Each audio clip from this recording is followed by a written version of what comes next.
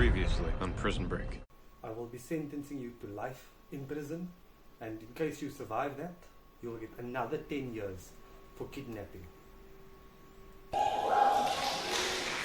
Yeah, I don't think it's right what they did to my client, and innocent until proven guilty, where, yes, she was proven guilty, but I think she's innocent.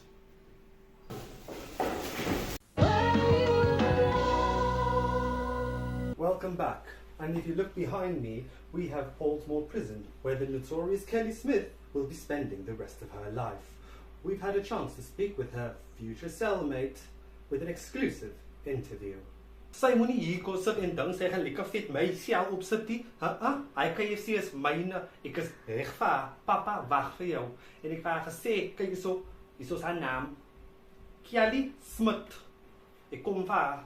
Sy dink sy is lekker. Gaan vandaag nou sien.